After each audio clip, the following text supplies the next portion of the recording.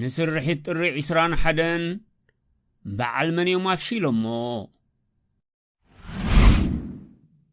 حد جبالو حد جبالو بعد من يوم سلام سلام كما يتخون حواماني الإياسو أبقالتنا حرنة هزب إرترا كم مجزأته قدفن اتقبرو زل خازي حللنا ميدا سراح ملو عوات أبهيوت كادمات أقانت عنان من نيلكا أبز أزيو تهواس مدرخن والكملاغي إيساياس كالمقال معالتات بهرياتون تقباراتون بأربعة قالات مالت سنف نداي فرحن سسعنيلو نفلما قزي عاويلو زقلس اللو نايفان واهمت أوش تعد زلو هزبي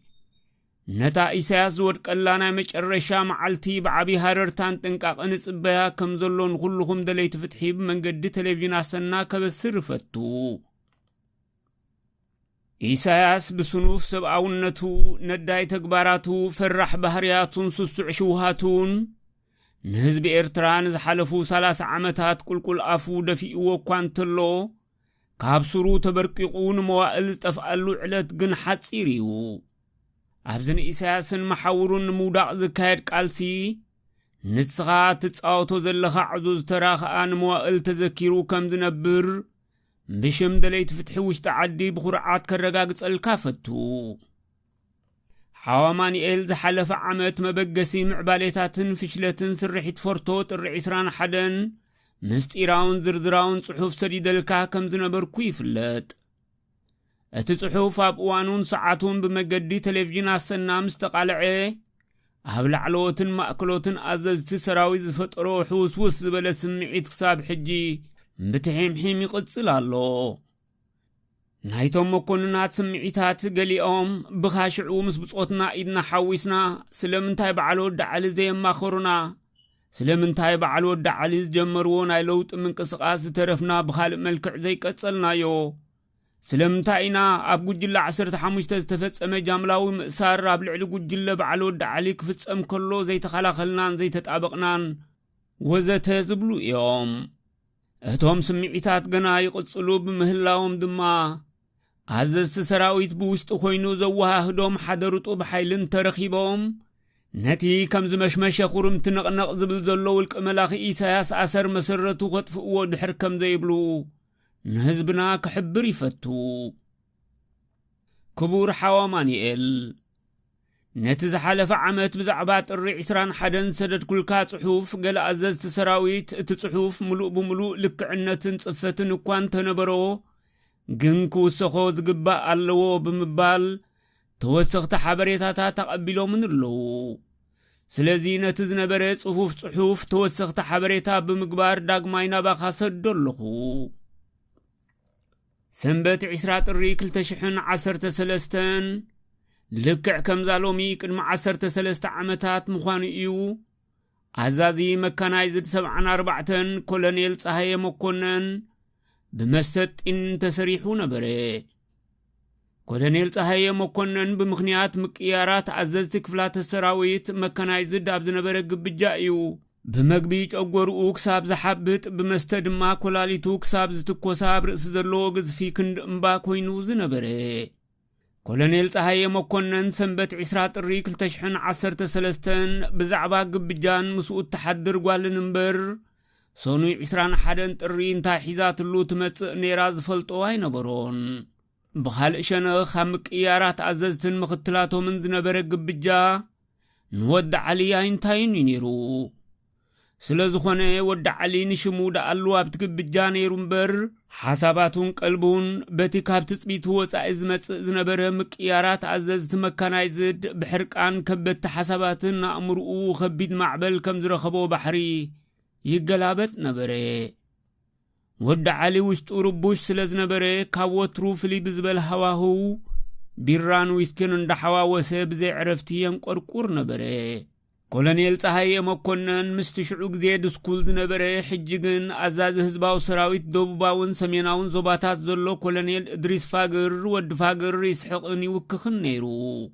جنا شعون تخونه سوني 21 ጥሪ 2013 እንታይ ወሊዳት መጽእ ኣዛዝ መካናይዝድ ነበር ኮሎኔል ፀሃየ መኮነን ዝፈልጦ ይነበረን ግን ይሰቲ ይስሕቕ ይሓም ነበረ በዓል ኮሎኔል አስመላሽ ገረዝጌር ወድ ገረዝጌር ወድ መልከ ወድ ለተ ወድ አበባብ ዝነበርዎ ኩርናዕ ኮይኖም ይሰትዩ ኣብ ግንባራት ዘባዕለግወን ጽሃት አዋልድ በአስማተን እንዳጸውዑ ይስሕቁን ይጨርቁን ነበሩ አዛዝ መድፍዕ መካናይዝድ አብርሃም ገላዋን አዛዝ ታንከኛ ብርጌድ መንግስቱን ልክዕ ከም ወድ ዓሊ ሃንደበት ብዝተፈጥረ ምቅያራት አዘዝቲ ውስጦም ሕሩራት ነበሩ በዓል አብርሃም ገላዋን ካልኦትን ንሽሙ እዮም ኣብ ትግብጃ ነይሮም እምበር ሃሞምን ቀልቦምን ኣብ ካሊእ ነይሩ ግብጃ ዝተኻየደላ አዳራሽ ኤክስፖ ክልተ ዝተፈላለዩ ስምዒታት ዝነበሮም ጉጅላ አዘዝቲ ሰራዊት ተእንግድ ነበረት ንምቅያራት አዘዝቲ ክፍላት ሰራዊትን ምኽትላቶምን ዝተዳለወ ግብጃ ብሰላም ድሕሪ ምዝዛሙ ኩላቶም ዓቀይሶት ኢሳያስ ነናብ ገዝኦም ክኸዱ ከለዉ አዛዝ መካናይዝድ ዝነበረ ኮሎኔል ፀሃየ መኮነን ግን ናብ ቤት ጽሕፈቱ ከባብ እንዳፊኖ ኸደ ኮሎኔል ፀሃየ መኮነን ናብታ ከም ቤት ጽሕፈቱን መዘናግዕን ዝጥቀመላ ቤት ጽሕፈቱ ከባብ እንዳፊኖ ምስ በጽሐ ሽዑ ለይቲ ምስኡ ዝሓደረት ተረኛ ጓል ንሱ ዝመጸላ ሰዓታት ክትጽበይ ሓንሳብ ቻነላት ድሽ ክትቀያይር ሓንሳብ ድማ ብኾፋ ድቃስና ሰዓራ ፍግም ክትብል ተካላምሴት ሽዑ ለይቲ ዝሓደረ ቁርጥር ድማ ንጸላእኻት ትምነየውን ኣይነበረን ቁርጥሪ ነታ ጓል ተወሳኺ ጾር ኮይኑ ከሳቕያምሴ ኮሎኔል ፀሃየ መኮነን ወድ ሞኬ ኣንበሳ ዝቐተለ ሓኔታ ክመስል ኣፍ ልቡ ነፊሑ ኣብ መዕረፊኡ በጽሐ ኣብታሁም መቲኣ ብዛዕባታ ምስኡ እተሓድር ጓል እምበር ንጽብሒቱ 21 ጥሪ ገና እንታይ ሒዛ ትመጽእ ነይራ ዝፈልጦ ኣይነበረን ሰኑይ 21 ጥሪ 2013 ንርእሳ ክትብል ወግሐት ምስ ወድ ሞኬ ኣንሶላ ክትጋፈፍ ዝሓደረት ጓል ዘይኣመላ ቀልጢፋይ ተበራበረትን ወድ ሞኬ ናይ ኩሉ ድኻማቱ ከውፅእን ከነቃቕሕን ነታ ጓል ከይተጸበየ ባዕልቡን ከፍልሕ ናብ ክሽነ ምርሐ ቅድምቡን ምስታዩ ግን ናብ ጥራሕ ከብዱ ኩባያ ማይ ሰተየ ክሳብታ ዝሰኽተታ ቡን እትፈልሕ ኣብ ሰዲኡ ኮይኑ ተማጣልዐ ነታ ባዕሉ ኣፍሊሑ ባዕሉ ዝቐረባ ቡን እንዳስተማቐረ ካብ ትጽቢቱ ወጻኢ ሓደ ጀነራል ኣብ ቤት ጽሕፈቱ ህሩክ ክብሎ ኸሎ ሃንደበትነት ናይቲ ጀነራል ንወድ ሞኬ ግር በሎ ብቐደሙን ወድ ሞኬ ነቲ ደበኽ ዝበሎ ጀነራል ኣይፈትዎን እዩ እቲ ጋሻ ጀነራል እውን ወድ ሞኬ ኣይፈትዎን እዩ ክልቲኦም ናብ ኢሳያስ ሓሶትን ሓደገኛ ሓበሬታን ናብ ምብፅጻሕ ኣብ ቅድድም ስለ ዝተሃላለኹ ወትሩ ብጎቦ ዓይኖም ዝተጠማሞቱ እዮም ብዝኾነ እቲ ጀነራል ኣብ ቤት ጽሕፈት ወድ ሞኬ ኣብ ሳሎን ኮፍ በለ ሜጀር ጀነራል ዑመር ጠዊል ብዛዕባ ምስ ወድ ዓልን ካልኦትን ዝወጠንዎ መደብ ብዘያፍልጦ መማኽርቱን ጀነራል ስብሓት ኤፍሬም ኣቐዲሙ ኣማኺርዎ እዩ ወድ ዓሊ ከምቲ ብቕንያቱ ክገብሮ ዝቐነየ ድሕሪ ግብጃ ምስ ሙስጠፋ ኑር ሕሸን ዓብደላ ጃብርን ሳልሕ ዑስማንን ብዘይ ዕረፍቲ ክዳወል መሬት ወጋሓቶ ቅድሚ ሰንበት ጥሪ 2013 ዝነበራ መዓልታት ብሰንክቲ ተፈጢሩ ዝነበረ ሃንደበታዊ ምቅያራት አዘዝቲ መካናይዝድ ጉጅለ ወድ ዓሊ ከም በዓል ሳልሕ ዑስማን ሙስጠፋ ኑር ሕሸን ዓብደላ ጃብር ጀነራል ዑመር ጠዊል ወዘተ ኣብ ሆቴል ሃኒባል ድባርዋ ህጹጽ አኼባ ጸዊዖም ነበሩ እታ አኼባ ኣብ ሆቴል ሃኒባል ሙስጠፋ ኑር ሕሸንን ሓጂ ሳልሕ ዝተባህለ ኣብ ድባርዋ ወናኒ ፋብሪካታት ዝኾነ በዓል ጸጋ ጥራይ ተሓዝአት ዝነበረት ውሕስቲ ክፍሊኣ ተኻይዳ ጉጅለ ወድ ዓሊ ንሃንደበትነት ምቅያራት አዘዝቲ መካናይዝድ ዝለዓለ ግምት ብምሃብ ክውጥንዎን ዝኸረሙ ኣዝዩ ወሳኒ ለውጢ ብጉጅለ ኢሳያስ ሓደጋ ከይወርዶ بقت تان أبتي الشبشب وي كونتينجنت بلان يلوم حيزم موز نبرو تنوم بمسجار عب حدا وصاني بصحو قدم عسرات الريكل تشحن 13 زنبرا معلتات كاب علتات حدا معلتي بيت صحفة مكانايزد 74 عزازي مكانايزد ود موكي مسود علي بحيال كركر تسأميدو نبري ود علي بندرين عزازي او تملالسو بقدمون ود علي نود موكي ببارخوتنا إسياس نامريح نزمس أيون دابله كم أزاز مكانايزد فتصو يقبلون ينيرو مخنياتو كولونيل صهاي مكونن نامچواين مسوارنتهم بيمين زفلطو تغادلت بزل عليه كابستواسو حدا ينيرو بز مخنيات ود علي نرسح تاريخ ود موكي ذكرو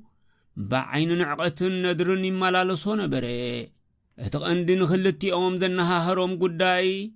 ود موكين ود علي ناب عسب كم زغير مسحبرو ايو ود علي نتي ناب عسب تغير كاذب الممرحي فتصم كقبلو هاي كالن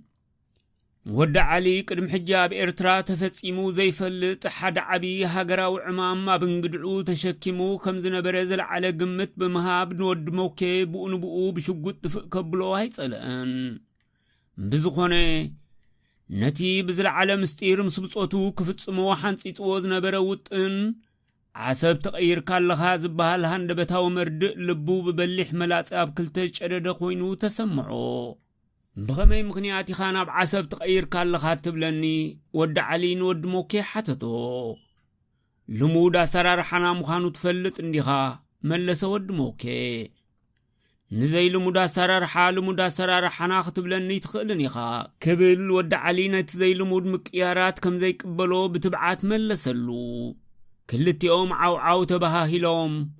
نتا 4 متر تلكع بيت صحفت مكانايزد عقلات بوبلا بقى تغير كالله انت لكا تخيلكا بوتاخا تخيد قدح صحف دمان ودي افريمن بيت صحفت بريزيدنت ندرو تلاقيو نابكو في الواز نبر سديان دحريت طلعيلو ملس ود موكي امو خميغير كامس ود غرز جهر بحدت مدبني مسو حاون حسرن مخانا صبيق كتفلط انديخا حتى تود علي مسود غرز جهر نبركم غرچتكو ጠንቅ ንስኻ ምንባር ካብ ዝገበር ካዮ ርክብ ተኣሚንካ ኢኻ ወድ ሞኬ ጭብጥ ሒዙ ክምግቶ ፈተነ ወድ ሞኬ ትእዛዙ ከተግብር ወድ ዓሊ ዘይልሙድ አሰራርሓ ክቃወም ከይተራራድኡ ተፈላለዩ ወድ ዓሊ ምስ ወድ ሞኬ ድሕር ዝገበሮ ትርኺ እምበኣር ኣብ ሆቴል ሃኒባል ምስ ብጾቱ መኺሮም ክውስኑ ዝተኣኻኸቡ بتوسخي ود علي نت ምስ ብጾቱ ኮይኑ ዝወጠኖ ገዚፍ ነጥበ መቀይሮ ናብ ዓሰብ ተቀይር ካልኻ ብዝብል መخالف ክጓናደብ ምዕዛቡ ካብ መንጎኦም ምስጢር ዘውፁ ሰባት ከም ዝነበሩ ክጥርጥር ጀሚሩ ጸኒሕ እዩ ድሓር ግን ወድ ዓሊ ምስ ወድ ሞኬ ዝገበሮ ፍረ ዘይነበሮ ትርኽ ንድሕሪት ገዲፉ ንጽባሓይቱ ክረኽቦ ወሰነ ኣብ ካልኣይ ርክቦም ግን ወድ ዓሊ ንዓሰብ ክኸይድ ከም ዝወሰነን ወድ ሞኬ ሓበሮ ወድ ሞኬ ድማ ወድ ዓሊ ከም ሓላፊኡ ከም ዝኽበሮ ወሲዱ ተሓጒሱ ብውሳነ ወድ ዓሊ ኣኽመስመሰ ቀድምና ብዓሰብ መኻደይ ግን ናብ ኣሃድዮይ ጾሮና ክኸይድ የበሎ ወድ ዓሊ ካብ ጾሮና ወድ ጾሮና ትብል ምስ ጓል ዓረፋት ኣብ ዝኽትዛናጋዕ ዘይትቕንበሎ ጓል ዓረፋት በዓልቲ ቤት ወድ ዓሊ ወድ ዓሊ حساب ልቡክ ሳብ ዘስምር ንምኽርን حساباتን ወድ ሞኬ ብኡንብኡ ተሰማማዓሉ ንጓል ዓረፋት ድማ ካብ ከረና አስመራ خديب ሓበራ ወድ ዓልን በዓልቲ ቤቱን ንሓደለይቲ ኣብ እንዳ ኮርያ ገዛ ኮሎኔል እድሪስ ፋግር ወድ ፋግር ሓደሩ ሸዓለይቲ ግን ልብ ወድ ዓሊ ምስ በዓልቲ ቤቱ ዘይኮነትስ ኣብቲ ምስ ብጾቱ ዝሓንጸጽዎ ውጥን ነበረት جنرال عمر طويل مسبع الود علي حسبو وطن جنرال سبحات افريم حبيرو منبارو قديمه تقيسلخو اتي بمطلام بصوتو فلوط زخونه جنرال سبحات افريم كاب عمر طويل درخبو حبريتا صحايكي وقعو نولق ملاخي إساس قبلو ولق ملاخي إساس بوغنو مقيارات عزت سراويت كغبرن سبحات نتو قداي بدقيق كاتاتلون كمزلو حبرو جنرال سبحات افريم بعلو ود علي زحنصصو وطن تسليطو انونكو مساخم نيري اكبل عيسلت اندما كم عملو سلبت كبلومن نزحلن وعين زخون كلاسو اصابعتون فاركيتان حيزو دلو نبره عبدوار واز نبره من مخخار بعلو ود علي دحرق بجات الرئيسرا سربت تخاوس الرحت ككايد ابو ثانيه تبصيحو نبره سبحات افريم كاب عمر طويل زرخبو زنبر حبريتا كوبي بيست اندابله نولق ملاخ إساياس يكافلو نيرو ኤርትራ ብክልተ ጉጅለ ተቐርቂራ በብቁርብ ክትሕቆን ጀመረት ናይመን ጉጅለ ኢሉ ዓለዋይ ኢድ ሒዙ ክወፅእ ንምግማት ዋሸጋሪ ነበረ እንተኾነ ውልቀ መላኺ ኢሳያስ ኣቐዲሙ ኮላፍ ስጉምቲ ከይወስድ ትብዓትን ርእሰ ምትእምማንን ኣይነበሮን ምናልባሽ ወዲ ሞኬ ምስ ጉጅለ ወዲ ዓሊ ብስውር ከይህሉ ውልቀ መላኺ ኢሳያስ ይጣራጠር ስለ ዝነበረ ንዕኡ ዝከታተል ሓደ ዘፍጣጥ ጀነራል ኣዳሊሉ ነበረ እቲ ብኢሳያስ ተመዚዙ ዝነበረ ሰላይ ጀነራል ሰኑይ ረፋድ 21 ጥሪ 2013 ኣብ ቤት ጽሕፈት መካናይዝድ ኣትዩ ዝነበረ እዩ ኣብ ርእሲ እዚ ውልቀ መላኺ ኢሳያስ ጥሪ 21 ንገለ ሚኒስትራት ህፁፅ ናይ ካቢነ ኣኼባ ኣሎ ኢሉ ኣብ መእከቢ ኣዳራሽ ሃገር ከባቢ ጣባ ፀዊዕዎም ነበረ ኣብ ቤት ጽሕፈት ወዲ ሞኬ ዝነበረ ሰላይ ጀነራል ኣብርሃለ ክፍለ እዩ ወዲ ሞኬ ኣብርሃለ ክፍለ ሃንደበት ናብ ቤት ጽሕፈቱ ምምጽኡ ከይገረሞ ኣይተረፈን ክልቲኦም ካብ ክሳድ ንላዕሊ ሰላምታ ተለዋወጡ ኣይፈለጥካን ዲኻ ደኣ ቀሲንካ ዘለኻ ኣብርሃለ ክፍለ ድቦላ ሕቶ ንወዲ ሞኬ ደርቤሉ ብዛዕባ እንታይ ወዲ ሞኬ ሓተተ ስፖርት ክገብር ኢለን ኣብ ኩርባን ቤቶም እስከድኩ ታንክታትን መዳፍዕን ኣብኡ ተሰሪዕን ኣለዋ መለሰሉ ወዲ ሞኬ በቲ ዝሰምዖ ነገር ግር በሎ ብዘይናቱ ትእዛዝን ቀሳቐሳ ታንክታትን መዳፍዕን ደኣ ከም ዘይከውን ተኣማሚኑ ነቲ ሰላይ ጀነራል ሻህወይቡን ክሰቲ ዓደሞ ወዲ ሞኬ ሻህወይቡን እንዶ ይጽናሓልካ የላግጽ የለኹን በሎ እቲ ንጉጅለ 15 ኣሕሊፉ ብምሃብ ብኽድዓት ዝፍለጥ ኣብርሃለ ክፍለ እቲ ኣብ ጥቋም የሚንን ኣመሪሻኖምን ኣእዳው ብደም ዝተጫማለቐ ወዲ ሞኬ ብዳሕረወይቲ ዘረባ ኣብርሃለ ክፍለ ተጠራጠረ ካበይ ዝመጻ ታንክታትን መዳፍዕንን ሓተቶ ንሱ እንዲገሪምኒ ዘሎ መለሰ እቲ ዘፍጣጥ ሰላይ ጀነራል ካብ በልካስ ንወድለተን ወዲ ገረዝ ጌህርን ደው ኢለ ከረጋግጽ በሎ ክልቲኦም ኮሎኔላት ብዛዕባተን ታንክታትን መዳፍዕን ዝፈልጥዎ ከም ዘይነበሮም ንወዲ ሞኬ ሓበርዎ ኣብቲ ግዜቲ ኣብርሃለ ክፍለን ዝግብል ዝነበረ ፊሊጶስ ወልደ ዮሃንስ ክስሊ ብውልቀ መላኺ ኢሳያስ ከም ምኽትል እዚ ተወርዋሪ ኣብ ቃሓውታ መዲብዎ ነበረ ርጉም ሰላይ ኣብርሃለ ክፍለ ወዲ ሞኬ ምስ ጉጅለ ወዲ ዓሊ ከም ዘይተጸንበረ ኣረጋጊጹ ትኺሉ ናብ ቃሓውታ ምርሐ ንእግረ መንገዱ ግን ብስልኪን ኢሳያስ ዘረጋገጾ ሓቂ ሓበሮ ኣብርሃለ ክፍለ ቃሓውታ ምስ በጽሐ ብዛዕባ ጥሪ 21 ዝኾነ ኣፍልጦ ዘይነበሮ ፊሊጶስ ወልደ ዮሃንስ ዝረኣዮ ኣካፈሎ ፊሊጶስ ብስምባዴ ካብ ዝነበሮ ብድድ በለ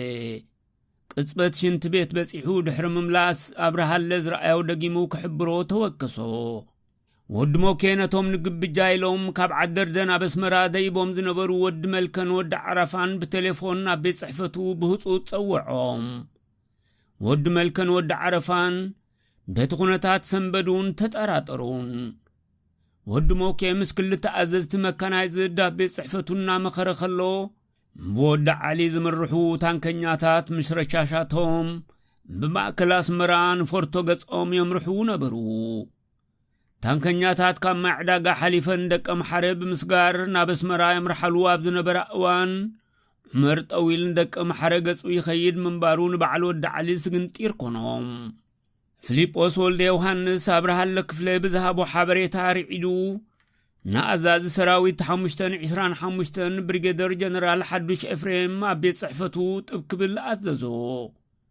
ውልቀ መላኺ ኢሳያስ ኣፈወርቅን ገለ ሚኒስትራትን ኣብ ትሽዑ ግዜ ቀንዲ የማናይ ኢዱን ዝነበረ ወልዱ ባርያን ሒዙ ኣብ መእከቢ ኣዳራሽ ፍርሑን ውሽጢ ገይሩ ምዕባለታት ኣብ ምክትታል ነበረ እቲ የዋህ ህዝቢ ኤርትራ ካብ ማይ ዕዳጋ ክሳብ ኣስመራ ዝፍጸም ዝነበረ ጉዳይ ብዝምልከት ዝኾነ ሓበሬታ ይነበሮን ኩሉ ምስጢር ዓለም እትፈልጥ መሬት ግን ኣብ ጥሪ 21 ኣብ ኤርትራ ክውለድ ዝኽእል ለውጥን ምስኡ ክስዕብ ዝኽእል ሓደጋታትን ኣጨኒቕዋ ብኩሉ ጫፋት ከም ኣልባ ትሕቆን ነበረት ሙስጠፋ ኑር ሕሴን ኣብ ሆቴል ሃኒባል ድባርባ ኩነታት ብደቂቕ ምክትታል ነበረ نتا حدا غزي بمستطين تسريح كله نبساك فلط اوطت زبلان زنصغتون وناني تت هوتيل نابت نبرو كفلي ملس كيتبلا طنققا اتن تانكتات كم معدغا تبغيسن ابدق محر نرادي كمل اكلوا عنقفات غطمن مصطفى نور حسين بمنقد سنو مستبهله بعل سلطان نعزازي منغستاو غراج ود بچر اتن تانكتات دلاين عق الندادي كمل قطينن تريرن تزاز حلفلو عمر طويل نتانكنياتات ود علي كم زي فلطوم رغيصوم دق محرغص يخيد كم زنبره ابالات ود علي مصطفى حبرو مصطفى نور حسين عمر طويل كفلماون يفرح كم زنبره نبصوتو دحر محبار غعزوم كقصلو كم زلو ما تبابعوم مصطفى نور حسين مسبع على عبد الله جابر منستر احمد على حجن قصال بتليفون مزررابو يقصل نبره عمر إساياس هابتر عسران حدن كلتشحن 13 كم زبقعتون حوسوس بزبل سمعيتي زراربو نبرو عزازي مكانايزد كولونيل صهايه مكنن نود موكي نود ملكن ود عرفان حيزونا بنبيتو قصوا امرحي انبيتو مسبصحي ابرها لخفل زبلو كل حق خوينو رخبو ابن بيتون منغستو زبحال عزاز تانكنيا برغيد رخبو بتزنبره كونتات كلتيኦም حدن كلتن تبهالو اتغورحن لمچ ملحسن كم زلاتو زنگرلو ودموكي نمنغستو بملحسو شحطو دحان ناغاغيومكم انديوم حجي گن نزن تانكتات حيزكم نماي عداغاهم تملسو بلو منغستو ودموكي زتبهالو غبره منغستو ابطر عسرا اب گبجا دراش اكسبو مس عزاز مدفع كولونيل ابراهام غلاوا اسنانو كحرقم كم زيمسي بحان تقالو دموكين التو قير مبالو بمسرتو نتلوطي امنلو نيرو كبل يخل سلازي باريا وي غيلا وترو حمامو غديفو بحمام غويتو زشاقلن زطابق المخانو ناي منغستو اخول ابنتيو كولونيل صهايه مكنن ود موكين ود ملكن ود عرفان حيزونا بيت صحفتو تملسي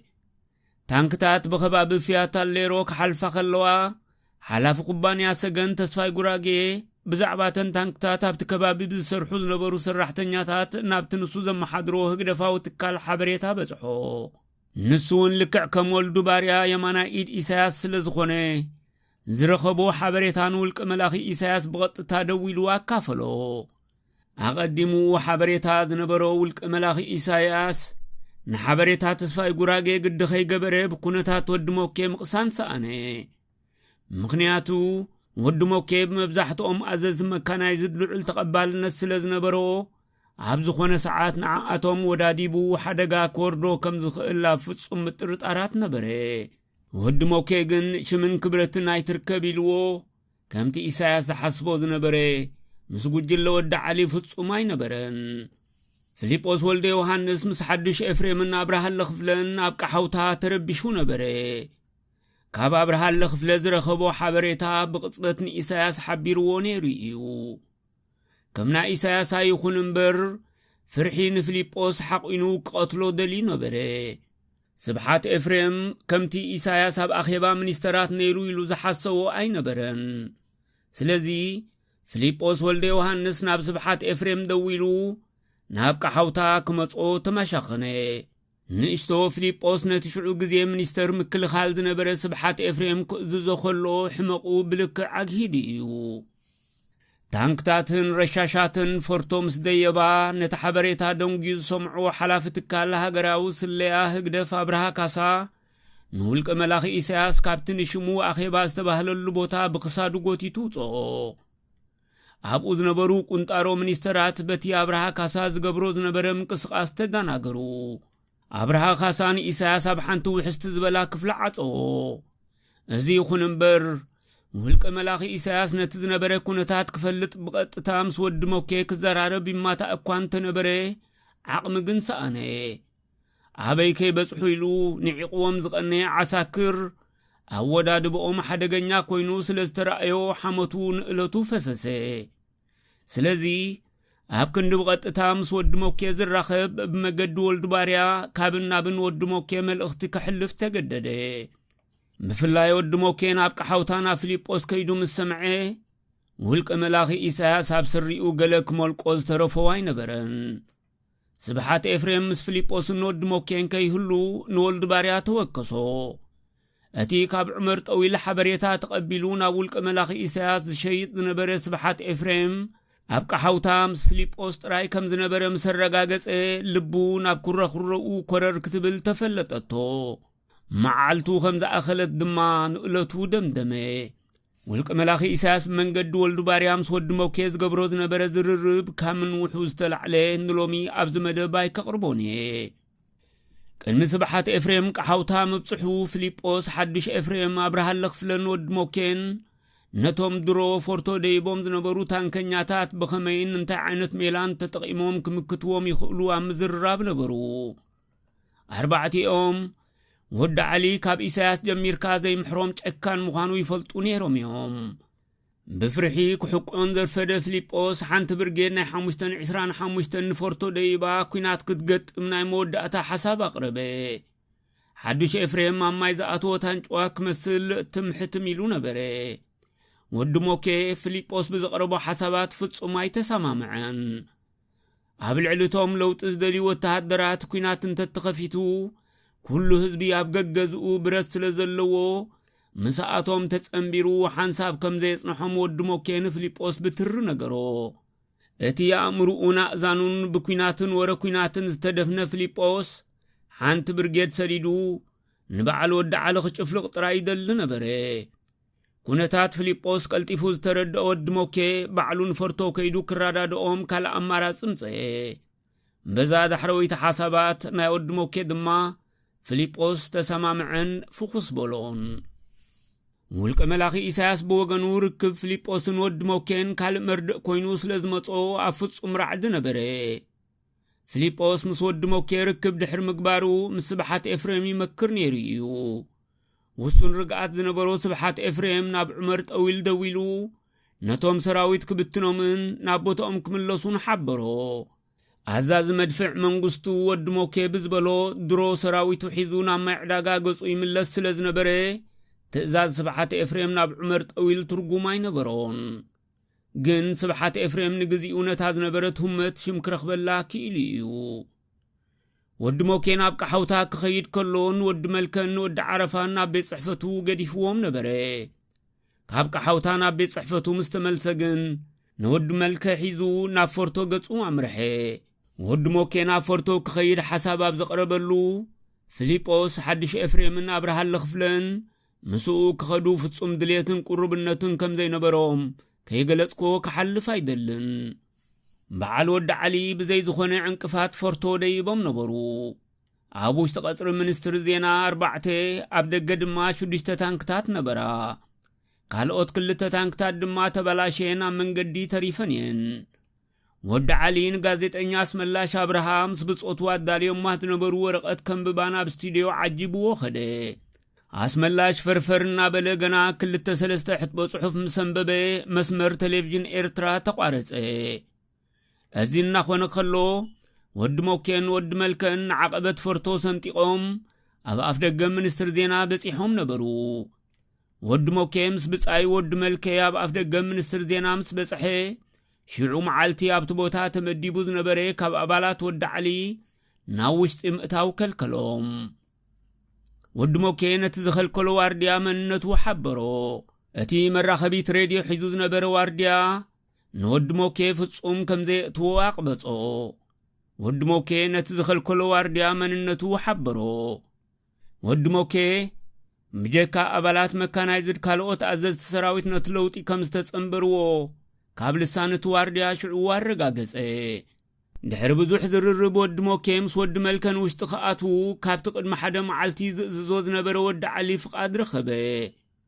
ክልቲኦም ንውሽጢ እንዳኣተው ንሃይለ ሚካኤል ዝበሃል ኣዛዚ ታንክ ጎፍ ንጎፍ ኣብ ውሽጢ ሚኒስትር ዜና ረኸብዎ ወድሞ ኬ ነተን ኣብ ውሽጢ ዝነበራ ታንክታት ከውፅአን ንሃይለ ሚካኤል ኣዘዞ ምድሕሪኡ ናብ ስቱድዮ ቴሌቪዥን ኤርትራ ኣምርሑ ወዝቢ ወድ ዓሊ ምስ ጋዜጠኛ አስመላሽ አብርሃ ካብ ስቱዲዮ ክወጹ ኣብ መእተው ህንጻ ቴሌቪዥን ኤርትራ ፊት ንፊት ተራኸቡ ውዒደም ወኒኑ ዘርፈደ ወድ ዓሊን ወድሞ ኬር ይምሰበሎ ደሙ ቅጽበት ሸርኽረኽ ክብል ተፈለጦ نقلتو عمير وات صنحي حباري طيتنا ود موكي بمنصصار صغاماي كبدو بسيعو غدفو ود ملكه بزريو زنبره فصاميت عنيدو دوبله نتختنفاس عركو بتحيزوا زنبره شغوط حنك فديلو وايفتنن اسملاش ابراهان وشت غصو هدمه سرحتኛታት ሚኒስትር ዜና በተኩነታት ብዛር ዒዶም አብዘዝ ነበርዎ በዘይ ድምጽ ያስቀጣብሉ ገለገለ ሰራሕተኛታት ደቅ አንስትዮ ድምጽ ጥይት መስምዓ አውያት ደርግሖ ጓልውልቀ መላኺ ኢሳያስ አባል ሚኒስትር ዜና ኤልሳብ ወገና አፍጹም ተርባጽ ነበረት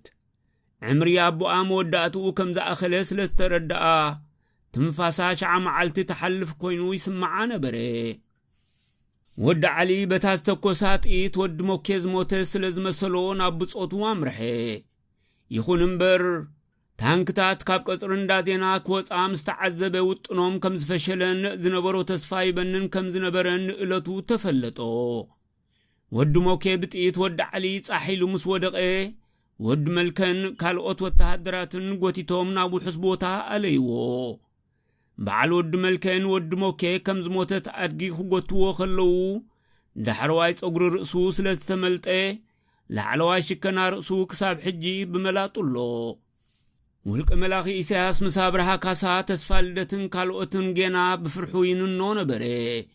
ود موكي بتقيت ود علي توقيعو كم زودق امس فلتقن برقص مسؤم كم زي نبري ملوء بملوء الرقاقصي بعل ود علي زوت انونا يلوط مسرح يفشل كم زنبره يردو كان تنبرو غنا كاب قصر منستر زينا ايوصو نيروم كابتن كنياتات حدن ابتي اسياسن بصوتن زنبرو ماكبي ادراش كتكوس توهبوت زاز عجبله ات مخنيات دما بعل ود علي بزغبرو جيغا يزبغس بعل ود علي نتوم كما عداغان كبابيون زبغسوم سراويت لك علام كي حبرو نافرتو مخادوم حدا كاب طنقታት ፍሽለቶም እዩ በዚ ምኽንያት ድማ እቲ ተኩስ ተባህለታን ከኛ ናብ ህዝቢ አይትኩስን ኢሉ አቅበጸ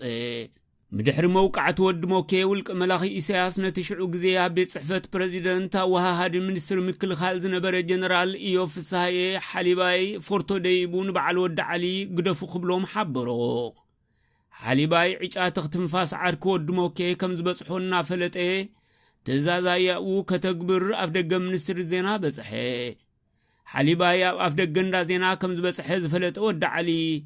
كم عاركو كداغمو مخانو بمنجد وارديا حبرو حاليباي ጭካኖ ود علي አጸቢቁ ስለዝፈልጥ ካፈርቶ ጭራቁረጽ ካድም ተገደደ ድሕሪ ፍሽለት ስርሒት ፎርቶ اتوم كافلمان صورن صفوفن حبريتا زيتوهبوم ابالات سراويت سريحت فورتو دحر مفشالو نابزز طعموم فح كبلو جمرو رجلي امس نابت معسكر عيتارو زفلت تحت فورتو زلو غزاوت كزلون كصدفون تگديدوم يوم سريحت فورتو كم زفشل زفلت إساياس لبون اب سفرات ملست بدحرزي نامت حزن ملك امن نتسرحت زوها هدوات تكوري بذي مسرت بتخل مانجوس زمرحو أبالات ازي هزباو سراويت كبير عمام توهبهم أبكبابي اميغريشن زركبج انفر بيت صحفت ازي هزباو سراويت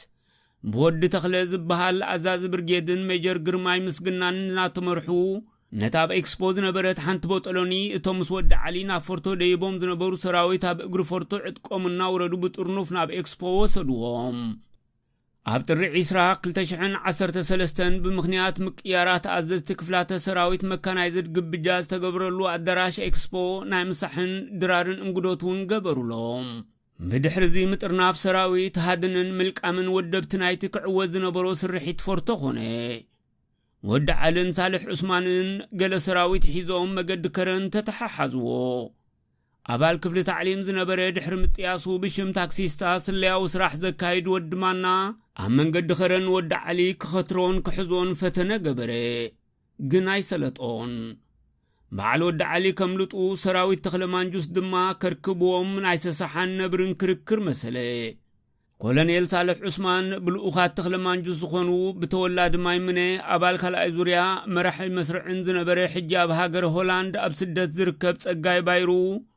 أبال شوعي زوريا دانيال أميتشن بقوز عدو أبال حمشاي زوريا جابرن ኣብ ትሕቲ ቁፅፅር ወዓለ ወዲ ዓሊ ግን ብዝነበሮ ናህሪ ንቁልቁለት መገዲ ኸረን ከም ማይ ሰትዩ ንቕድሚኡ ተሃንፈፈ ስርሒት ፎርቶ ድሕሪ ምፍሻሉ ብዘለቕለቕን ኩነታት ብጾቱን ብዛዝ ጓሄ ወዲ ዓሊ መገዲ ኸረን ሒዙ ንዓዱ ገጹ ተመርቀፈ ሳልሕ ዑስማን ኣብ ትሕቲ ቁፅፅር ከም ዝወዓለ ፈሊጡ ስለ ዝነበረ ኣብ መጨረሻ ኣብ ከባቢ ሸበቕ ርእሰ መስዋእቲ ብምግባር ነባሪ ታሪኽ ሰሪሑ ሓለፈ በዓልት ቤት ኮሎኔል ስውእ ሳልሕ ዓሊ ሕጃጅ ወዲ ዓሊ ወይዘሮ በኺታ እድሪስ ዑመር ጓል ዓራፋት ድሕሪ መስዋእቲ ክቡር በዓል ቤታ ካብ ገዛእ ሃገራ ብምህዳም ምስ ክልተ ደቂ ኣብ ሽወደን ብሰላም ትነብር ኣላ ሆስፒታል ኦሮታ ወዲ ሞኬ ብዙሕ ደም ፈሲስዎ እዩ ሃለዋት እውን ኣይፈልጥን ነይሩ ትልኽና በለበታ ናብ ፎርቶ ዝደይበላ መኪና ሆስፒታል ኦሮታ በጽሐ ወዲ ሞኬ ኣብ ሆስፒታል ኦሮታ ምስ በጽሐ ምስጢር ከይውፅእ ተባሂሉ ግድን ተጋዳላይ ዶክተር ተኸስተ ፍቓዱ ክከታተሎ ጋኔን ዓዳሃሎ ተሪር ትእዛዝ ኣመሓላለፈ ምኽንያቱ ዶክተር ተኸስተ ኣብ ግዜ ገድሊ ኣብ ሓልዋ ሰውራ ዝግበር ዝነበረ ዘስካሕክሑ ምስጢራት ብቕርበት ካብ ዝፈልጡ ሓካይም ሓደን ቀንድን እዩ ብዝኾነ ዶክተር ተኸስተ ፍቓዱ ንዶክተር ዮሴፍ ተወልደ ኣብ መጥባሕቲ ክሕግዞ ጸውዖ ክልቲኦም ሓካይም ንልዕሊ 3 ሰዓታት ኣብ ልዕሊ ወዲ ሞኬ መጥባሕቲ ያካየዱ ብሓባር ጥኢት ወዲ ዓሊ ካብ ስራሕ ወፃእ ኮይና ዝነበረት ጸጋመይቲ ኩሊት ወዲ ሞኬ ሓግሒጎም ንመዋእል ኣልገስሉ እቲ ምሉእ መዓልቲ ብፍርሒ ከንበድብድ ዝወዓለ ውልቂ መላኺ ኢሳያስ ወዲ ዓሊ ካብ ፎርቶ ወሪዱ ንኸረንገጹ ከይዱ ዝብል ጽጹይ ሓበሬታ ምስ ረኸበ ዓሚቑ ከስተንፍስ ጀመረ የግዳስ ፍርሑን ምጥርጣራቱን ብውሱን መልክዑ ሓሊኾም ሒዞሞ ስለ ዝነበሩ ካብ ቤት ጽሕፈቱ ሙዩቕ ክብል ዓቕሚ ሰኣነ እንዳሓር ግን እቲ ከምዘይ ምሕር ኣራዊት ኣርዒድዎ ዝወዓለ ወዲ ዓሊ ርእሰ መስዋእቲ ገይሩ ምስ ሰምዐ ከባቢ ፍርቅ ለይቲ ነቲ ሓንቲ ኩሊቱ ዝሰኣነ ወዲ ሞኬ ክበጽሖ ናብ ሆስፒታል ኦሮታ ምርሐ ውልቂ መላኺ ኢሳያስ ኦሮታ ክፍሊ ድሕረ ህይወት ኣብ ዝበጽሓሉ ወዲ ሞኬ ሽዑ ንሽዑ ዘይምማቱ ሕጉስ ኣይነበረን ወዲ ሞኬ ብወገኑ በጃ ኢሳያስ ዘገልገሎ ኣብ ግምት ከእተወ ማዕርግ ኮሎኔል መሃቡ ጉሁይ ስለ ዝነበረ ኢሳያስ ክበጽሖ ምምጽኡ ሕጉስ ኣይነበረን ምልቃም ሚኒስተራት ኣዘዝቲ ሰራዊትን ካልኦት ሰበስልጣንን ድሕሪ ምትሓስ ሳልሕ ዑስማንን ርእሰ መስዋእቲ ወዲ ዓልን ንዝተረፉ ኣባላት ስርሒት ፎርቶን ምልቃም ኣብ መንጎ ሃገራዊ ድሕነትን እዚ ህዝባዊ ሰራዊትን ከቢድ ቅድድም ነበረ ኣብቲ ግዜቲ ልዕሊ ሃገራዊ ድሕነትን እንዳጸጥታን ተፈራሕቲ ዝነበሩ ብተኽለማንጁስ ዝምርሑ ኣባላት ህዝባዊ ሰራዊት እዮም ኣባላት እዚ ህዝባዊ ሰራዊት ኣቐዲመ ዝጠቐስክዎም ከም በዓል ጸጋይ ባይረ ወዲ ማይሙነ ነዞም ስዕቡ ሓደ ብሓደ ሓዝዎም ገለ ካብኣቶም ንምጥቃስ ሳልሕ ዑስማን ዓብደላ ጃብር ሙስጠፋ ኑር ሕሴን ኣብ ዱባርባ ሃኒባል ሆቴል ምስቲ ቅድሚ ሓደ ወርሒ ዝተፈትሐ ወናኒ ፋብሪካታት ኣብ ዱባርባ ሓጅ ሳልሕ ሚኒስተር ኣሕመድ ሓጅ ስኖም ታንክታት ነዳዲ ክመልእ ዘፍቀደ ከምኡ ድማ ዑመር ጠዊልን ካልኦትን ተደለይቲ ኣብ ትሕቲ ቀይዲ ምስ ወዓሉ ብቐጥታ ናብቲ ብተኽለማንጁስ ዝመሓደር ኣብ ከባቢ ቪላጆ ዝርከብ ቤት ማእሰርቲ ተወስዱ በኪዳነ ወዲ ኸረንን ስምረትን ዝበሃሉ ኣባላት ሃገራዊ ኣገልግሎት መርመራ ክግበረሎም ምዃኑ ዝፈለጡ ቅይዳት ብወተሃደራት መርመራ ይግበረልና ነይሩ ናብ ሕጊ ውሰዱና ክብሉ ተሰምዑ ብፍላይ ሙስጠፋ ኑር ሕሴን ዓውዓው ክብል ተሰምዐ ሙስጠፋ ኑር ሕሴን ኣባላት ውጅላ 15 ክቅየዱ ከለዉ ህዝቢ ስለምንታይ ስጉምቲ ዘይትወስድሎም ይብለና ነይሩ ኢሉ ኣብ ናይ ህግደፍ ቴሌቪዥን ዝፈከረ ሰብ ነይሩ ገመድ ኣብ ክሳዱ ምስተጠምጠመቶ ሕጊ ምጽውዑ ግን ኣባላት ሓለዋ ቪላጆ ከይሰሓቑ ኣይተረፉን መብዛሕትኦም ቅዩዳት ሕዱር ውሽጣዊ ሕማም ስለ ዝነበሮም ሓልዮም ዘይኮኑስ ኣብ ግዜ መርመራ ጥዑያት ኮይኖም ዝሕተትዎ ክምልሱ ምእንቲ ሓደ ዕሉል ገበነኛ ሓኪም ካብ ደቀ መሓረ ተላእከሎም እቲ ዕሉል ገበነኛን ሓደገኛ መርፍእ ብምውጋእን ብምስማምን ዝፍለጥ ሌተናል ኮሎኔል ክፍለ ዝወልደ ገብርኤል ወዳሃይስ ነበረ በዓል ሙስጠፋ ስውርን ሓደገኛን ተግባራት ወዳሃይስ ኣጸቢቖም ይፈልጡ ስለ ዝነበሩ ንስኻ ልኡኽ ናይቲ ስርዓት ኢኻ ክትስምመና ኢኻ ተላኢኽካ ኢሎም ኣብያ ጥዕናዊ መርመራ ገበሩ ምድሕሪኡ ምሸት ብሓንቲ ኮስተር ዝዓይነታ ሚኒባስ ተጠርኒፎም ናብ ወንጀል መርመራ ተወስዱ ኣብ ምትሓዝ ኣዘዝቲ ሰራዊትን ሰበስልጣንን بجكا از حزباو سراويتن هاگراو دحنتن كم بعل جيلاي فارنيلو زلعل ايد كم زنبروم وسيخه كحبر يدلي ابت غزيتي جيلاي فارنيلو كافصوم قبري هوت ود ممهرن تخلمانجوسن فصوم ايفلن زنبره جيلاي فارنيلو نا إساياس أوتيستا زنبرن إساياس كاب ساحل كساب سودان زقبروم زنبره قفعتاتن هابلع لدك آنستيو زفتصموم زنبره بعلقنان بدقيق زفلت علول سلايو قال محتت ولك ملاغي إساياس بزعبا سرحيت فورتو دحر عسران حدن طري كلتشحن 13 كفلت زلو كم تبنو صور زغلصو زلخو ولك ملاغي إساياس مسا أمر واي نبرن مفرحين ملا أكلاتو واجب جيبو زنبر رهاص ملؤ بملؤ كساب زنقصلو بزعبات الرعسران حدن زخوني اي تزاربن دحارقن بزعبات الرعسران حدن زخوني فرحن سنبادن كم زي نبرو كمسل دحر 3 سمون اب تلفزيون إرترا تقلقلي كي حفرد ما كم زكبل تزاربه واجي بوزح اب اصو بعتي وياب خالق في العالم تفسم نغير اكون كل سبدو علي مالتي انتي تغلص الله ندهيلو محتي تماسي نتشعد نبر كنتات راح تغلص تقل حدش كنت مهزو دلي ولا تنتنا دلي غير يلا ندقا دلاي خوت دلي تنقل دلي وانا عينت ترجمات كيف دلي زارب لي شعد نبر أخيواني ربزا بتاديا أبزينا همزة الرهيبو تبعيلو ذهنا سبت فلتنا غير يقولون عندبتي أنا نيرا منسترات نيرا بحري منسترات مسيهم كوفيلنا تايت رهبة تبعيلو داي قدمون كتفلتات كلا لك عن تايمو عنو خيفلت كاس بالكات ربوميتات كتب ذهنا قبر ملسخ توسدوين هاي كألني بار كمزي هنتات لدلس بقى سبات كيدا مركوهم تبايلو أزازنا أي ميكا كيدو زارهم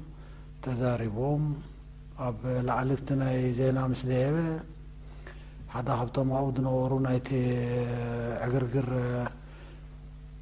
كندي كبحالو زغولو ساعتهم وين كندا أنا هولا ما يكيليني توكسو وقيوه زاخن سمعات نحن على الإساس ملؤ بملؤ بمصنعة استقبرت حصوت يا كمتي يقدم زحبركو عزاز مكان يزد ودمو كيبناتو تبقسونا فورتو كم زدي بدقيمة كحبر يدلي من عالبات ونودمو كي نزو صحوف كسمعو خلو حق بحقي كم زبل امنت هالني عبر اسزي إساياس تبع نيرون تزخون لكع كمتي عبشحن شعة 293 أدما تقادلتي مستبقس بأقرونا بستاديوم أسمرا زمرحي عبتر عسران حدن ون فورتو خديب نيرو متوساخي أبزاكن سمعات نحنا علال فرحي ملؤ بملؤ سلزي وسألو شمود عليك تصوع تبعات قديلو ويو سبزو حيث جنونا بحبارنا نرنا والله من السرات نيرون وزو دارقا نحن جايقايو مرباط ويشنكات يخون دغيل بزح قبر ملسون يدلني هدي كامراي زحيش توايلولو كوفيلنا بحسابنا عن قالولو علملو محل عم تويق على محتتو أخيبا منيسترات كم زنبرة تزاريبو عبزاخن سمعات نحنا حكياغن دارقا كلهم منيسترات نيروميلو أخيبا منيسترات انتخوينو دارقا كلهم زبهار يلن كلهم كركبو نيروهم نزون كم تأغدي مزحبركو إساس نقل منيسترات كم موتو مسؤجوه حيزو منيريو متوساخي اتزنبره كونتات بزو حاج انقنان ملو معلتي كنعللو علنا كبل بصعد حصوتا عينتنا خدفننا فتينو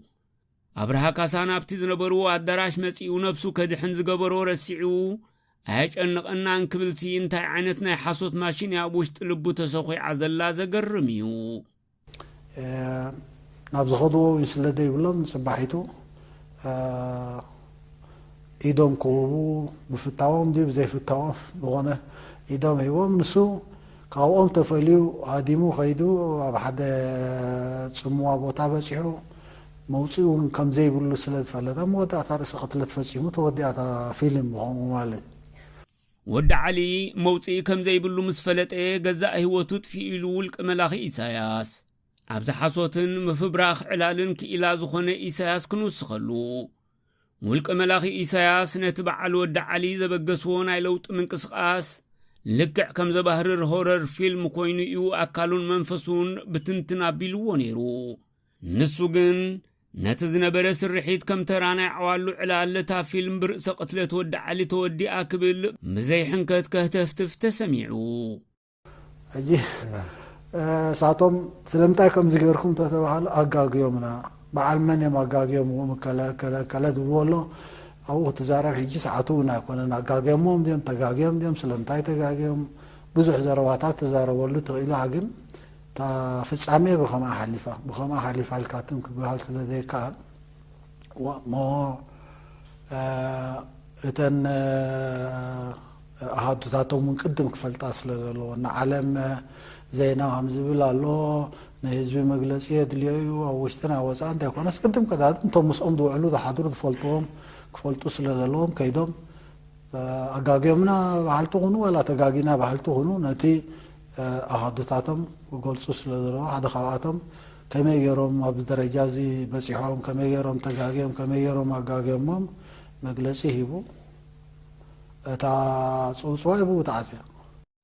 ኣብ 2000 ዓመተ ምህረት ኣብ ግንባር ቡሬ ብትብዓትን ድፍረትን ወደብና ሕሊፍና ንህብን ኢሎም ንውልቀ መላኺ ኢሳያስ ብድሆ ካብ ዝበሉ ሓደ ኮሎኔል ሳልሕ ዑስማን እዩ ነይሩ ኮሎኔል ሳልሕ ዑስማን ምስ ወዲ ዓሊ ፈርቶ ካብ ዝደየቡ ሓደ እዩ እምበኣር ውልቀ መላኺ ኢሳያስን ጃንድኡን ንሳልሕ ዑስማን እዮም ነብሶም ተጋጊዮም ኣጋጊዮም ንበልሞ ክንፈትሓካ ኢና ኢሎም ፈቆዶ ግንባራት ዘኽለልዎ ኮሎኔል ሳልሕ ዑስማን ብኣብርሃ ካሳ ተዓጂቡ ኣብ መወዳእታዮም ምሳና ተጸንበር ኢሎምኒ ተጋጊዮም ኣጋጊዮምና እኳ እንተበለ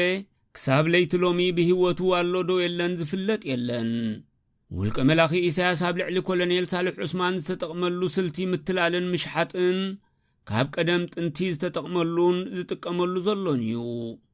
ኣብ ካልእ ግዜ ብዘቕርቦ ጽሑፍ ደኣ ብዝርዝር ክገልጾ የንበር ኢሳያስ ካብ ኣባላት ጉጅለ 15 ሓደ ክልተ ኣጋጊዮምና በልሞ ክንፈትሓኩም ኢና ከም ዝበሎም ኣብ ኢደይ ዘሎ ሰነድ ዘረጋግጾ ሓቂ እዩ ኣብዛ ክንሰምዓት ጸንሕና ዕላል ዓዋሉ ውልቀ መላኺ ኢሳያስ ኣብ ጥሪ 21 ንባዕሉ ናብ ጽውጽዋይ ተቐይሩ ከም ዘይወዓለ ረሲዑ እታ ጽውጽዋይ ብኡ ተዓጽያ ክብል ተሰሚዑ بحافشا ውልቀ መላኺ ኢሳያስ ድሕሪ 3 ሰሙን ስርሒት ፈርቶ ዝገበሩ ሃተፍተፍ ናይ 24 ደቂቕ ስለ ዝኾነ ኣቤቱ በኣቲኻ ምስማዕ ይከኣል እዩ ኮሎኔል ፀሃየ መኮነንን ወልዱ ባርያን ወዲ ሞኬን ወልዱ ባርያን ትኽትንፋስ ኣዕርኽዮም መላዝብትን መጓጅምትን ከም ምዃኖም መጠን ብሓንቲ መድሃኒት ክትቀትሎም ዝቐለለ እዩ ውልቀ መላኺ ኢሳያስ ብዛዕባ ስርሒት ፈርቶ ዕላል ምስ ገበረ ወልዱ ባርያ ብሕንከት ክመውት ደልዩ ከም ዝነበረ ክውስኽ ምደለኹ ወዲ ሞኬ ግን ብሕርቃን ልዕልታ ናይ ወዲ ዓሊ ሓባሪት ይጣዕ ክብል ደልዩ ነይሩ ወዲ ሞኬ ብፍላይ መስተ ክሳብ ዓንቀሩ ኣብ ዝመልኣሉ እዚ ፈራሕ ሳበይ ኮይኑ ንዓይና ፈርቶ ኺዲሉን እንዳበለ ይዛረብ እዩ ብተወሳኺ ንስርሒት ፈርቶ ምፍሻሉን ምስኦም ዘይምፅምባሩን ክሳብ ሕጂ ከም ዘጣዕሶ ይፍለጥ እትን ዓቀይተቱ ብስልጣንን መጠበሪ ንብረትን ዝሕዞም ውልቀ መላኺ ኢሳያስ ወዲ ሞኬ ሓንቲ ኩሊቱ ድሕሪ ምኽሳሩ ካብ ማዕርግ ኮሎኔል ናብ ብሪጌደር ጀነራል ከደይቦ ሕፍር ኣይበለን እታን ወዲ ሞኬ ዝተዋህበት ማዕርግ ምዕበሲት ኣፍ ምዃና ግልፂ ክገብር ይደሊ ብቐደሙ ናብ ብሪጌደር ጀነራል ማዕርግ ዘይተዋሃብ ኩሉ ምኒን ዝብል ዝነበረ ወዲ ሞኬ ሓንቲ ኩሊት ድሕሪ ምርካሱ ብዋጋ ኩሊት ሓሳብ ልቡ ሰሚሩሉ እዩ እንተኾነ ወዲ ሞኬ ብዛዕባ ስርሒት ፈርቶን ፍርሒ ኢሳያስን ብቐጻሊ ስለ ዘዕልል ኢሳያስ ማዕርግ ድሕሪ መሃቡ ከደስክሎ ይወሲኑ ካልእ ንወዲ ሞኬ ክሳብ ሕጂ ዘሕርቆ ዘሎ ዛዕባ ስምዖን ዕቕቡር ስምራኽ ዝተባህለ ጀነራል ብዛዕባ ስርሒት ፈርቶ ጽቡቕ ኣፍልጦና ሃለዎ ስለምንታይ ክሳብ ሎሚ ኣብ ሃገራዊ ድሕነት ቀሪቡ ዘይተሓተተ ዝብል እዩ ምኽንያቱ ስምራኽ ታንክታት ናብ ኣስመራ ገጸና ኸዳ ከለዋ ንሱ ናብ ደቀ መሓረ ይኸይድ ነይሩ ስለዚ ኩሉ ግዜ ስለምንታይ ዘይሕተት ምስ በለ እዩ ወዲ ሞኬ ብዛዕባ ርእሲ ምራኽ ይኹን ርእሲ ኣድጊ ዝበለን ተበለግን ውልቀ መላኺ ኢሳያስ ወንበር ስልጣኑ ጥራዩ ዘገድሶ ከምቲ ወዲ ሞኬ ፈቐዱኡ እንዳኸደ ዝሓምዮ ንሱ ድማ ጸቢቑ ክሓምም ካብ ኣድስኪልዎ ዝነበረ ህይወት ብምጽዋዕ ኣብ ምዕራባዊ ግንባር ምክትል ርእሲ ምራኽ ገይሩ ኮፍ ኣበሎ ወዲ ሞኬ ምክትል ኣዛዚ ግንባር ምዕራብ ኮይኑ ዝረኸቦ ሽመት መንጽሮር ርእሲ ኮኖ ኢሳያስ ግን ወዲ ሞኬ ምክትል ምዕራባዊ እዚ ክገብሮ ከሎ ካልእ ሕቡእ ውዲት እውን ነይሩዎ እዩ ምስ ኣብይ ኣሕመድ ኩናት ኣብ ልዕሊ ትግራይ ክኸፍቱ ኣብ ምሽብሻብ ከለዉ ወዲ ሞኬ ድማ ኣብ ግዜ ሓርነታዊ ቃልሲ ህዝባዊ ግንባር ንህወሓት ንምሕጋዝ ንመሬት ትግራይ ኣትያትሉ ኣብ ዝነበረት ናይ ሽርክነት መድረኽ ወዲ ሞኬ ንመካናይዝድ ሒዙ ንመሬት ትግራይ ከም ኣጻብዕቲ ኢዱ ስለ ዝፈልጦ ክጥቀመሉ ዝገበሮ ምንባሩ ምልዓሉ ኣገዳሲ ይኸውን ከም ውፅኢቱ ድማ ኣብቲ ንኽልተ ዓመት ዝወሰደ ኩናት ትግራይ ካብቶም ኣብ ልዕሊ ህዝቢ ትግራይ ይቕረ ዘይበሃሎ ጨፍጫፍ ብምግባር ዝፍለጡ ኣዘዝቲ ሓደ ወዲ ሞኬ እዩ ብዘይካ ኣብ ልዕሊ ትግራይ ዝገበሮ ግፍዒ ኣብ ልዕሊ ውልዶ ኣባላት ሃገራዊ ኣገልግሎት ኣብ ሕሞራን ጎንደርን ዝርከባ ሆቴላት ዝፈጸሞ ብዕልግና ብገበን ዝሕተት ሰብ እዩ ወዲ ሞኬ ክሳብ ሕጂ ኣብ ምዕራባዊ እዚ ከም ምክትል ሓሊባይ ክኸውን ከሎ ኣብ 2022 እሰይ ንዝተባህለ ወዱ ከመርዕዎ ከሎ ካብ ሕሞራን ከባቢኡን ዝዘመቶ ጣፍ በርበረ ጌሶ ዕንጨይቲ ፈሓምን ወዘተ ውሃ ዘበለ ድግስ ምሕላፉ ኣብኡ ዝወዓልና ጸቢቕና ንፈልጦ ሓቂ እዩ እንተ ወልዲ ባርያ ግን ንልዕሊ 8 ዓመታት ኣበየናይ ቤት ማሕቡስ ከም ዘሎ ክሳብ ሕጂ ዝፍለጥ የለን ኣብ ምልቃም ኣባላት ስርሒት ፎርቶ ብዝለዓለ ካብ ዝተዋስኡ ሜጀር ግርማይ ምስግና ሓደ እዩ ነይሩ ሜጀር ግርማይ ምስግና ኣብ 2014 ናብ ትሕቲ ቀይዲ ድሕሪ ምውዓሉ ኣብ 2024 ናብ ትሕቲ ቀይዲ ከሎ ህይወቱ ሓለፈት ብተወሳኺ እቲ ኣብ ምትሓዝ ጉጅለ ስርሒት ፎርቶ ወጠምጠም ዝብል ዝነበረን ድሓር ድማ ዋና ሳዳድን ኣሳርን ዝነበረ ኣባል 13 ዙርያ እድሪስ ሱሌማን ኣብ 2014 ኣብ ማይ ስርዋ ካብ ዝሕበስ እንሆ 12 ዓመታት ኣቁፂሩ ይርከብ ምስ እንዳ ኢሳያስ ቅርብ ምባል መወዳእቱኡ ናብ ዝዓመቐ መቃብር ምእታው ምዃኑ ንኩሎም ወይጦታት ህግደፍ በዛ ኣጋጣሚ ከዘኻኽሮም ይፈቱ ኣብ ቀጻሊ ድማ ኩሎም ቅዩዳት ስርሒት ፎርቶን ካልኦትን ካብ ወንጀል መርመራ ናበይ ከም እተወስዱ ጽጹይ ሓበሬታ ሒዘ ክቐርብ ምዃነይ ቃልና ኣተኹ ብምኽንያት ስርሒት ፎርቶ ጥሪ 21 ብመገዲ ቴሌቪዥን ኣሰና ናብ ውፅዕ ህዝበይ ጽጹይ ሓበሬታ ምቕራበይ ሓበን ይስማዓኒ ዘለዓለማዊ ዝኽሪን ወዲ ዓልን ብጾቱን ክንዲ ሸሓይ ይሙት ካብ ከባቢ መዋኛ ኣስመራ